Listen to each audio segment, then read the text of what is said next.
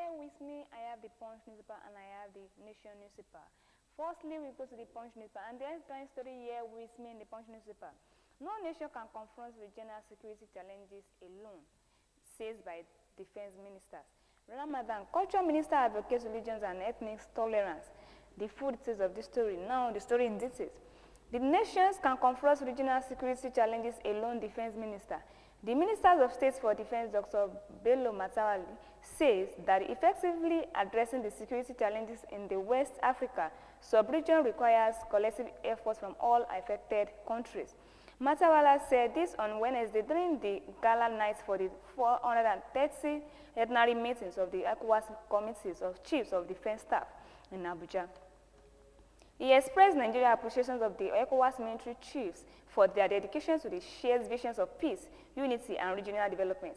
Over the years, regions have faced inbound security challenges from terrorism and insurgencies to maritime insecurity and transnational crime. Yet, though our collective resolve and cooperations we have made significant strides in tackling these threats, your effort is instrumental to our dedication to strengthen military collaborations, intelligence, and sharing and capacity building to safeguard our nations and people, he said. The minister said that Nigeria remains steadfast in the commitment to the ideas of ECOWAS and the operationalizations of the regional security. Furthermore, no single nation can address these challenges alone. No nation can confront regional security challenges alone, says defense ministers. The full details of these stories inside the Punch newspaper for today. Another story here with me in the Punch newspaper for today. Ramadan, culture ministers advocate religions and ethnic tolerance.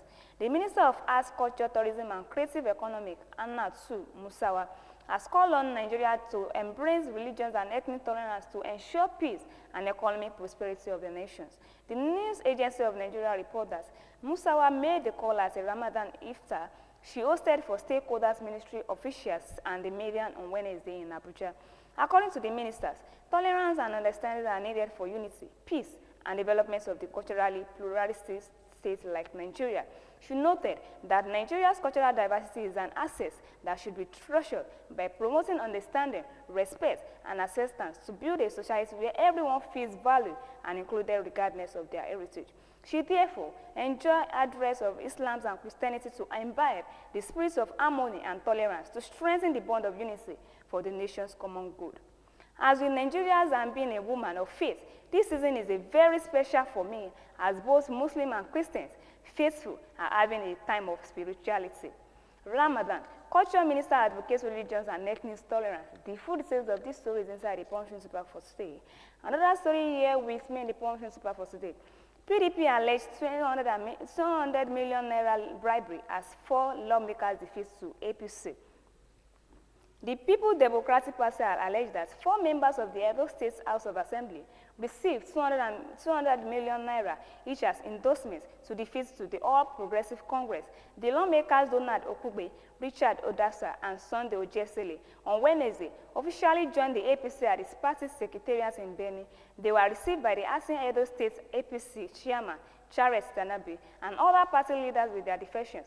The APC was owed 13 seats and the 24 members assembly, while the PDP has 11. The Labour condemned the defections, accusing Governor Monday Okobele of using state funds to bribe lawmakers. In confirmation of this alarm raised by our party last week that Governor Monday was planning to buy over PDP lawmakers with 200 million naira each, 4 members have now defeated, pocketing the money in the process. PDP alleged 200 million naira bribery as 4 lawmakers defeat to APC. The full details of these stories inside the Punch newspaper for today. And before we come back to the second edition of this program, the Nation newspaper, if you'd like to watch your live and direct on our website page, you can click on www.abntv network. Likewise on our social media, you can follow us and like, share, comments, and make sure you subscribe. And follow us on Facebook and click on Abntv OSUN. Likewise on our YouTube, you can click on Abntv Nigeria. As well, you can also follow us on Twitter, like, share, comments, and subscribe, and click on Abntv OSUN. And lastly, on our Instagram, you can click on Abntv Nigeria. And before we come back to the second edition of this program, the Nation newspaper, we'd like to listen to what we have on our studio. We'll be right back.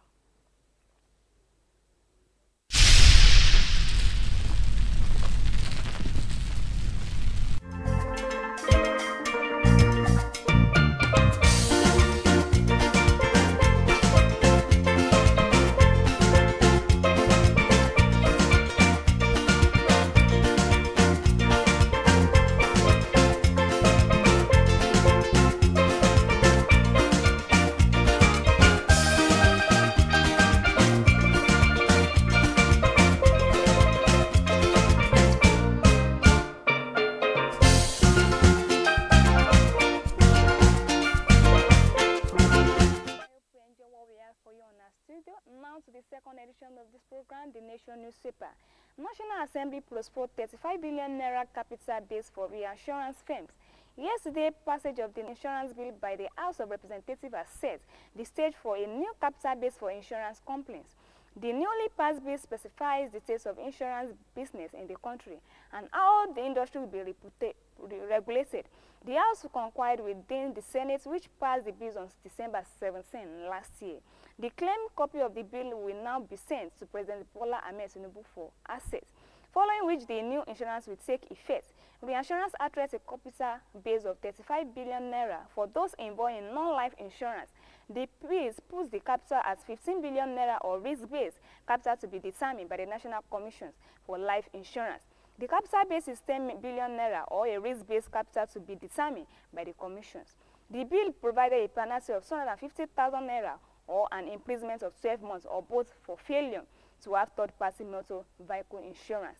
It imposed a fine of 500,000 naira anybody acting as unlicensed insurance agents. National Assembly proposed 35 billion naira capital base for reassurance funds. The full details of this story is inside the Nation newspaper for today. Another story here with me in the Nation newspaper for today. Ebonyi Congress urged representatives to dismiss petitions against Governor Umfiri.